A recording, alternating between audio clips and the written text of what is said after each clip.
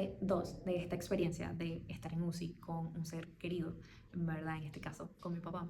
Y obviamente es duro, es una etapa, un momento duro que no sabes cómo vas a reaccionar ni nada. Y se volvió mucho más duro porque duró una semana y media este proceso que te empecé a contar. Una semana y media de una montaña rusa, de emociones, de no saber qué va a pasar, de incertidumbre, de de doctores, de estudios, de un día a la vez o literalmente un segundo a la vez. En mi caso, una visita a la vez. Yo no sabía qué esperar entre una visita y la otra. Voy a ver mis notas para no perderme, ¿verdad? Y ajá, obviamente como que cosas que yo experimentaba era como desconcentración total eh, en cosas que estaban pasando con mi trabajo, con mi familia, eh, con personas que me escribían y nada, fue transitarlo, vivirlo, el poco tiempo de concentración que tenía, pues dedicarlo a lo que tenía que hacer y si no, ocuparme en hacer algo más. Me sirvió mucho estar escuchando música y estar constantemente recordándome de las promesas que el Señor nos hace en esos tiempos, ¿no? Y también, ¿verdad? Nervios. Obviamente me estaba llena de nervios al entrar cada día. Te dan como un reporte de cómo él estaba, de cuál era el próximo paso, si es que había próximos pasos. En nuestro caso, simplemente era esperar que el antibiótico siguiera haciendo efecto en su caso. A todo esto, ¿verdad? Lo que mi papá tenía era meningitis, pero él tiene un caso ya, o sea, tiene muchos antecedentes y tiene, tuvo una hidrocefalia con válvulas que derivan ese líquido y ya tenía tres válvulas para ese momento, válvulas que se podían infectar, que es lo más probable que pasara, porque la meningitis es una infección, ¿no? En ese líquido de tu sistema nervioso y yo no sabía que era eso, ¿no? Ni siquiera sabía que se contagiaba, entonces eso le sumaba como que muchas más cosas también, porque yo había estado ahí todo el tiempo, muy cerca de él, sin cuidado alguno, porque en ese momento tú lo único que estás haciendo es cuidar, ¿no? Y no estás pensando en cuidarte tú. Em, entonces, bueno, eso era como, ¿verdad? Clínicamente era un caso complicado. eh, y si algo mejoraba o no mejoraba, era como que podía afectar otra cosa de lo que a él le pasaba, ¿no? Y el escenario no era muy bueno, o sea, lo que se veía no era muy bueno lo que podía venir para él por la condición que ya él tenía previa, ¿no? Y bueno, ¿verdad? En ese tiempo, cada noche me despedía, no sabía literalmente qué iba a pasar, como ya te había mencionado. Y también, ¿verdad? Que es como aclarar, parte de lo que estaba diciendo en el otro video, de que no había como una ansiedad desesperada, loca en mí, de, ay, no sé, desesperación. No, creo que más la palabra que lo puede definir es incertidumbre y esto lo digo porque creo que la persona que está allí no sabe qué está sintiendo, no sabe si es normal lo que siente o no, si debe estar más preocupado o menos preocupado, o sea, no sabemos y por eso es transitar estas emociones, ¿no? Y aquí también, ¿verdad? Algo que a mí me impactó mucho fue que estando ahí veíamos familias enteras. En mi caso, nada más éramos como Carlos y yo todos los días ahí, pero habían familias de 5 10 personas, o sea, que iban todos los días a ver a sus familiares, que llevaban también semanas en UCI y otras que tal vez entraban 2 días y salían. Y en medio de eso nos tocó vivir dos muertes de dos personas que estaban allí y eso también fue muy doloroso. Se vivió como un dolor de todos, ¿verdad? Aunque no era nuestra familia, pero estábamos ahí, nos veíamos día a día.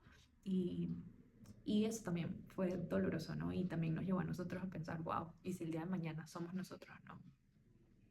Y ahí, ¿verdad? En medio de todo esto, una cosa que yo también rescato y que quería compartirte es el hecho de que estuvimos rodeados de mucho amor de tantas personas, ¿verdad? Alrededor del mundo al final, porque como venezolanos estamos, ¿verdad? Como migrantes en muchos países y pues nuestra familia de otros lados, nuestros amigos, también nuestros amigos aquí en República Dominicana y esto fue algo como ancla en nuestro proceso, ¿no? Y para ti, si estás viendo esto o eres alguien que acompaña a una persona, creo que tener este pilar de esta familia que te acompaña, de este amor, ¿verdad?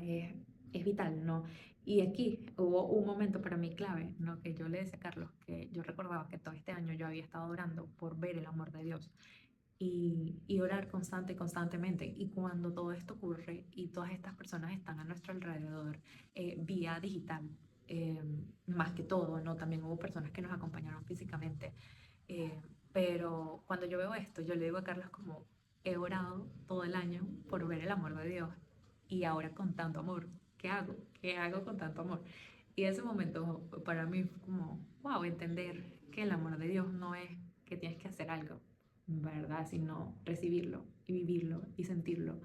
Y qué irónico que sea en ese momento, ¿verdad? Donde hay dolor, donde hay confusión, donde hay incertidumbre, donde hay miedo, que al mismo tiempo Dios es tan maravilloso que te abraza con tanto, tanto amor de las personas.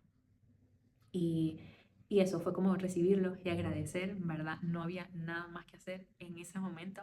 Y por otro lado, obviamente nuestros días cambiaron un montón eh, en cuanto a rutinas, en cuanto a nuestro trabajo, trabajar estando allá en la clínica o trabajar estando aquí en la casa, se volvía complicado un poco porque de nuevo había como un poco de desconcentración en lo que iba a pasar.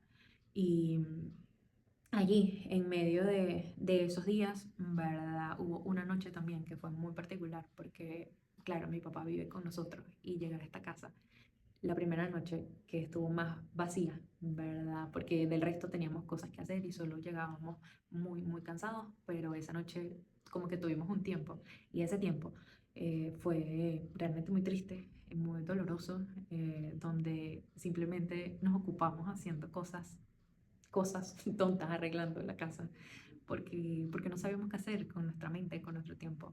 Y en un momento de eso simplemente nos abrazamos y lloramos, porque el dolor se sentía, o sea, se sentía el vacío de una casa donde mi papá estaba, donde hacía vida, donde en ese momento él estaba ya acostado, inconsciente, sin saber de su vida.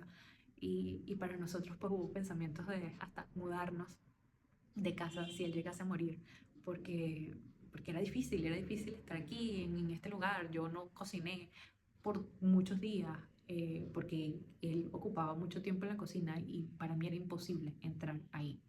Y fue como, ok, vivirlo, ¿verdad? Ese momento.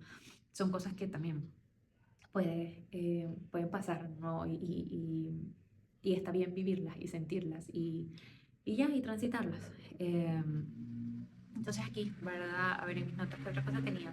Eh, ok, que con lo que me quedo de esto, de esta segunda parte, ¿verdad? Es con lo frágil que es la vida. Y a veces decimos como que sí, es un día a la vez y creemos estar conscientes de esto, pero la realidad es que no lo estamos, no.